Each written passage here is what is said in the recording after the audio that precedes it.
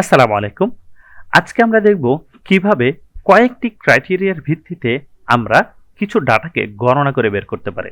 যেমন এই মুহূর্তে আমি এখানে চাচ্ছি ৫ বছরের অধিক এক্সপেরিয়েন্স আইটি পারসন কারা আছে। তাহলে দেখেন আমাকে অনেকগুলো জিনিস মাথায় রাখতে হবে। প্রথমত আমাকে চেক করতে হবে এই ব্যক্তিটি আইটি ডিপার্টমেন্টের কিনা। দ্বিতীয়ত আমাকে চেক করতে হবে তার এক্সপেরিয়েন্স 5 ইয়ার্স প্লাস কিনা। তাহলে আমরা এখানে সরাসরি একটা ফাংশন লিখব, তার নাম হচ্ছে কাউন্ট ইফস। কাউন্ট ইফস দ্বারা আমরা একাধিক ক্রাইটেরিয়া এবং একাধিক রেঞ্জ সিলেক্ট করতে পারি। প্রথমে আমার থেকে জানতে চাচ্ছে ক্রাইটেরিয়া রেঞ্জ 1।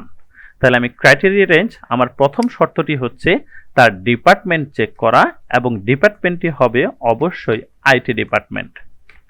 দ্বিতীয় আমার আরেকটি ক্রাইটেরিয়া রয়েছে, যে ক্রাইটেরিয়াটা আমি চেক করব ইয়ার্সের মধ্যে। এখানে চেক করে আমি কি চাচ্ছি, ডাবল কোটেশন দিয়ে আমি চাচ্ছি গ্রেটার দেন 5 ইয়ার্স।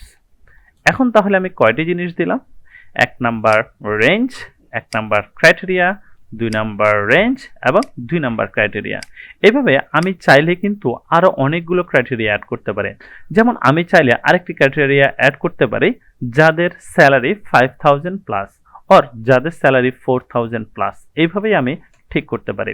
আমি এখানে দেখতে পাচ্ছি মাত্র একজন পার্সন রয়েছে, আর আমি যদি এখানে ধরেন এখন দিয়ে দিচ্ছি 3 ইয়ার্স প্লাস, তাহলে আমি এখানেও দিয়ে দিচ্ছি 3 প্লাস বা গ্রেটার দেন 3। তাহলে আমি এখন দেখতে পাচ্ছি এখানে 3 বছরের বেশি আছে একজন পার্সন, 2 জন পার্সন, 3 জন পার্সন রয়েছে।